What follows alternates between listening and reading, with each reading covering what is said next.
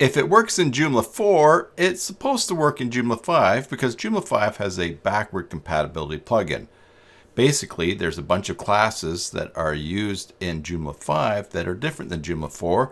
So without the compatibility plugin, the Joomla 4 extensions would crash Joomla 5. But what that compatibility plugin does is when it sees classes that are for Joomla 4, it swaps them out, changes them for the classes that are their equivalent in Joomla 5.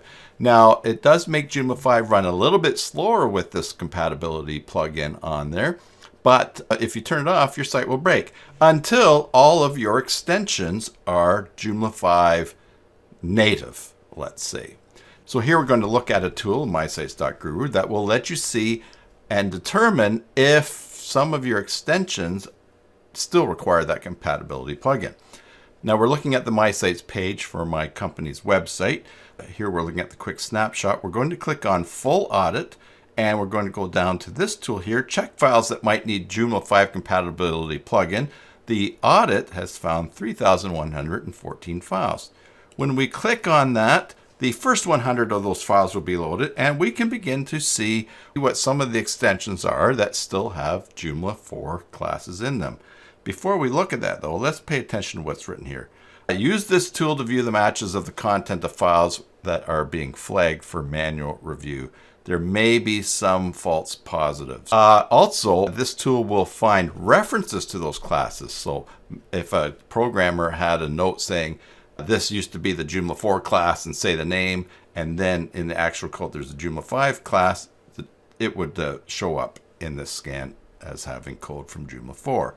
You'll notice as you read through this yourself, there's a couple extensions that are excluded from this because they have their own way of doing this replacement, and so therefore their extensions will work in Joomla 5 by itself without the plugin, and you can read up more information like that. And please pay attention to this. This is a tool, use it wisely. It's not a fountain of truth, but it's just to make your job easier. So what is your job? Well, you want to know, can you turn off that compatibility plugin finally?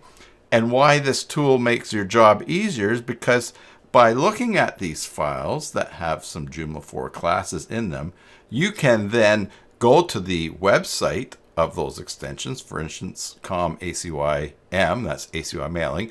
You can go and see if there's a Joomla 5 core or native version of that extension, and you can go ahead and install it, run another audit, and there's a very good chance that that's not going to show up anymore. You could also contact the developer and say, hey, the version I'm using right now has some Joomla 4 classes in it. Do you have a Joomla 5 native version of your extension? And they may say, oh yes, well we've got a thing and it will work in 5 without the compatibility plugin. And you can just check that off on your list. You could also ask yourself, hey, is this an extension I'm even using anymore?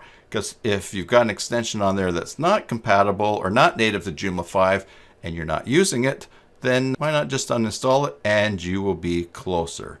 And lastly, if you've got mad programming skills, like I don't have, you can actually look in each of these files to see what's going on and how those classes are used. For instance, just click on the magnifying glass and that page will be loaded, and you can scroll down and each place those classes are used will be highlighted. Where is it? There it is. And if you have super mad skills, you can actually go into that file and you can edit it and save it. So this is a great tool to give you some clues so you can track down to see if you can just turn off that plugin and get a little bit more speed out of your Joomla site.